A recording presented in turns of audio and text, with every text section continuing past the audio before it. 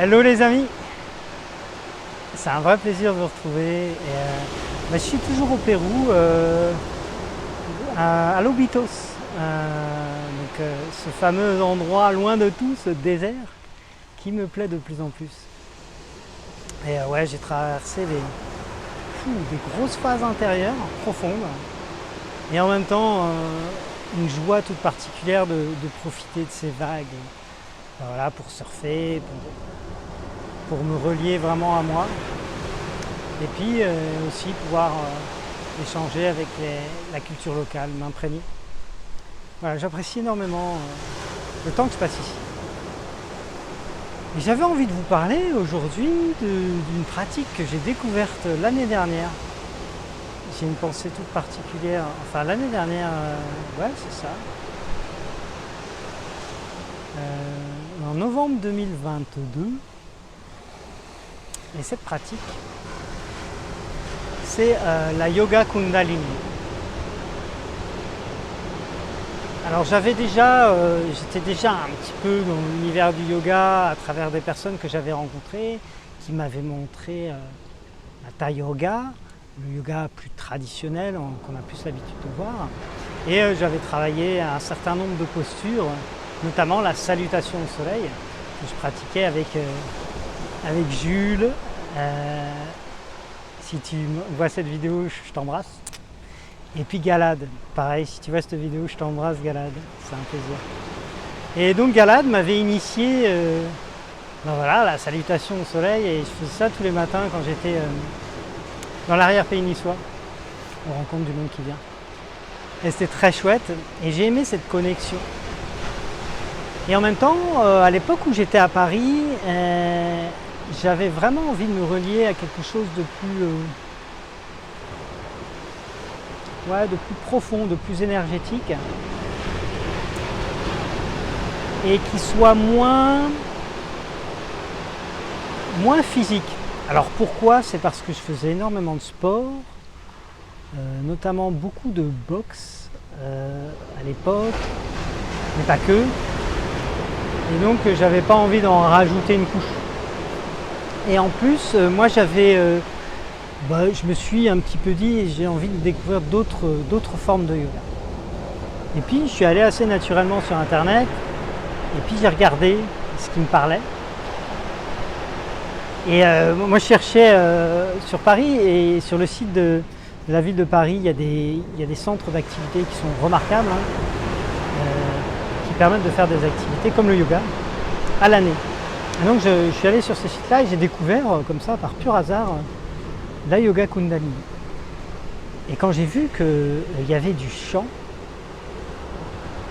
et que beaucoup de postures étaient des postures que je qualifierais de plus douces, en fait je me suis trompé là-dessus, mais ça je l'expliquerai après.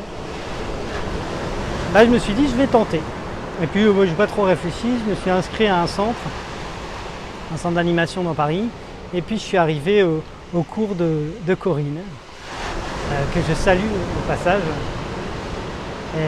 pour découvrir la yoga kundalini. Ça a été, je crois que ça a été une histoire d'amour entre moi et la yoga kundalini dès le départ. J'ai été très rapidement séduit par cette discipline. Alors,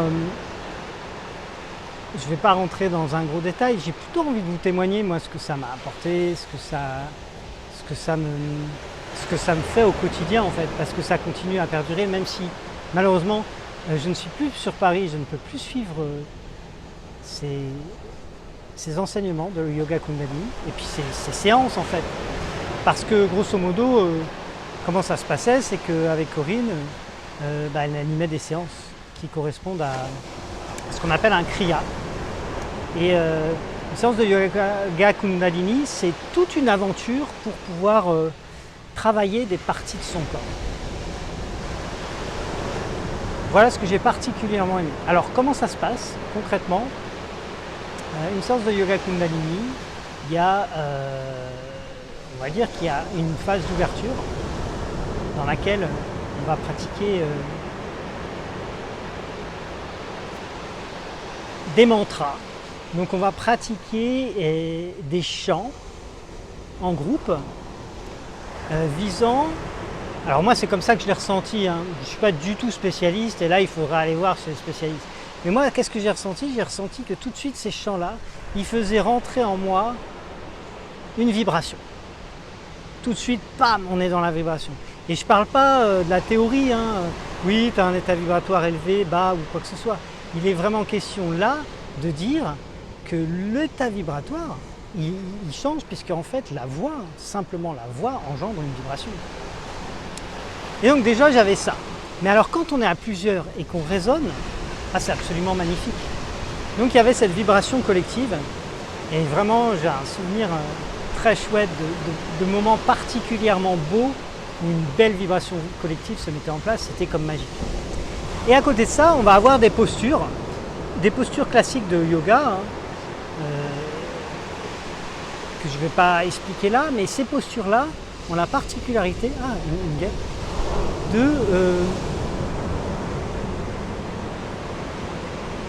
d'être engageantes physiquement sur des zones de notre corps. Faire travailler, entre guillemets, des zones de notre corps qui correspondent, en fait, ces zones qui travaillent correspondent plus ou moins à des chakras. On va avoir le chakra de la gorge, le chakra du cœur, aussi le chakra racine, etc. Alors, je ferai sans doute une vidéo pour parler des chakras parce que c'est vraiment un sujet passionnant et j'aimerais développer ça. En tout cas, si vous êtes demandeur, n'hésitez pas.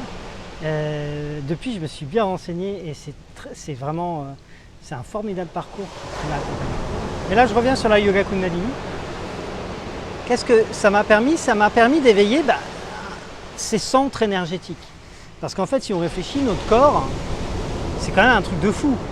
Il se passe en nous des programmes automatiques qui font que nos cellules, elles vont migrer, nos organes vont avoir un fonctionnement intrinsèque, automatique qui se fait. Et en fait, si on réfléchit bien, la médecine chinoise, mais aussi au niveau de l'Inde, c'est vraiment comme ça qu'ils l'ont conceptualisé, qu'ils l'ont découvert en fait tout simplement. Et les centres énergétiques sont les lieux de pilotage de ces fonctionnements intrinsèques. Et il s'avère qu'avec nos modes de vie et nous occidentaux, on est très dans la tête, et on a tendance à un petit peu abandonner ces petits centres énergétiques du bas, du milieu, etc. Et moi pendant toute l'année, j'ai pratiqué donc ces kriyas, donc ces pratiques de yoga, ces mantras, visant à chaque fois à stimuler un centre énergétique différent. Alors on a commencé plutôt par la racine et on est monté progressivement au fil de l'année. Une séance de yoga Kundalini, ça durait 1h30. C'était intense. Objectivement, en termes d'endurance, j'avoisinais presque la boxe. Alors que la boxe, on sait que c'est vraiment engageant au niveau endurance.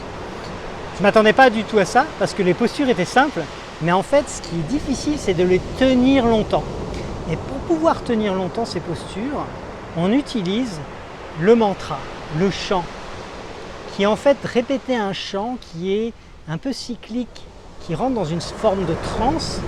Et c'est grâce à cette transe qu'on arrive à tenir la posture et tenir ce bloc énergétique en fait via la résistance, qui va en fait libérer derrière. Moi, c'est comme ça que j'ai ressenti.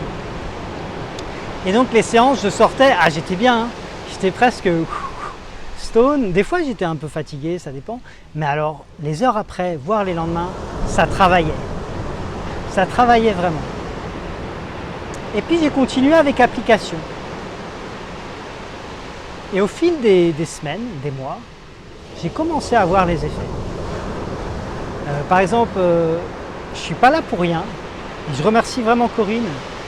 J'ai toujours eu une grande timidité à parler, à m'exprimer de façon publique. Alors, je suis sociable, j'arrive à parler facilement, mais la dimension publique et la dimension vers un inconnu me posait vraiment problème. Et là, c'est vraiment le chakra de la gorge, à mes yeux, qui était bloqué.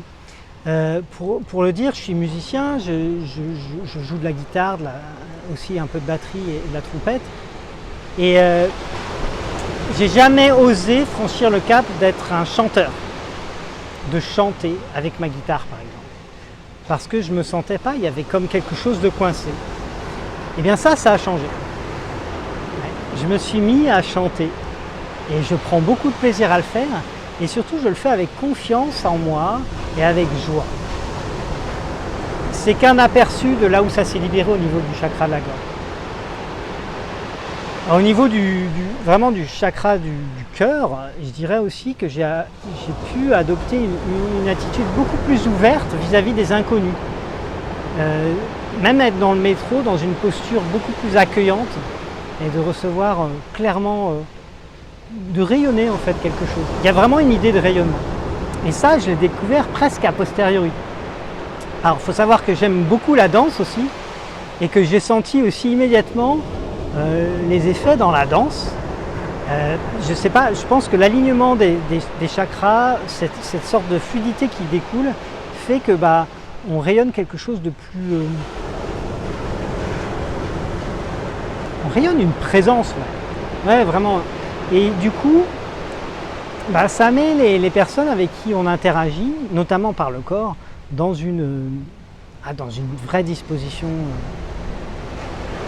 Ouais, ça fonctionne bien, quoi. Et donc c'est devenu beaucoup plus fluide. Ma connexion par le corps avec des danseuses, des danseurs, etc. était bien meilleure.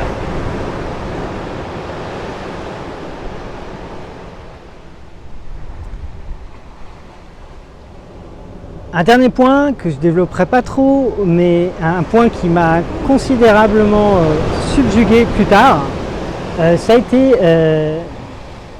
été vraiment dans ce que j'appellerais la sexualité sacrée, c'est-à-dire vraiment quelle dimension on donne à l'acte de faire l'amour. Comment on fait l'amour avec vraiment une idée de fusion vibratoire. Et là, j'ai été absolument estomaqué des effets aussi à ce niveau-là. Sans doute aidé aussi par la pratique des kriyas qui donne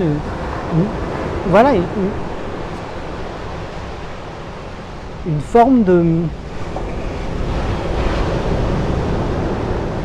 de réceptivité à ce qui se joue dans l'instant, avec un alignement vraiment, un alignement des chakras qui permet, entre guillemets, de relier, on va dire, la partie la plus animale de notre sexualité avec la partie la plus spirituelle.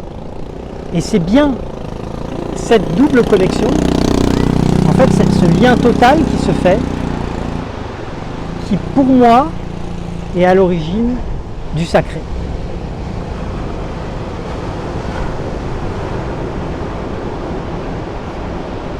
Voilà, donc j'ai une immense gratitude pour toi, Corinne, qui m'a montré la voie de la Yoga Kundalini. Je vais continuer, sitôt que j'aurai un peu de stabilité. Et je remercie toutes les yoginis qui m'ont accompagné, les chants qu'on a pu faire ensemble. Ça m'a profondément touché. Je pense à vous. Je sais que Corinne a eu des difficultés avec le centre d'animation. Et je pense tout particulièrement à toi, Corinne. Je sais que tu as pu rebondir et aller vers d'autres directions, mais tu vas nous manquer. Tu vas manquer à tous ces Parisiens qui ont pu suivre tes enseignements au Yoga Kundalini, tes animations de l'instant. Voilà, pour ce petit témoignage, j'espère que ça vous donne envie, que peut-être vous auriez envie d'explorer un peu ça, la Yoga Kundalini.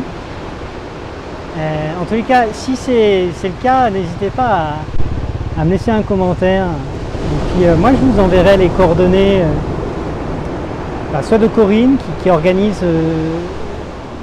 des événements, des week-ends, des découvertes, des choses comme ça.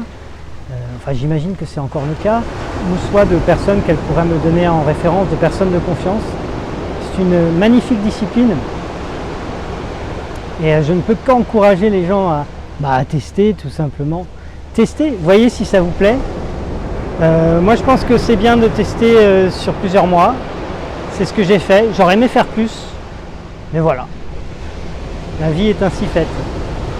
En tous les cas, c'est un vrai plaisir de vous partager ce que j'ai vécu sur la Yoga Kundalini. J'espère que vous passez une belle journée et que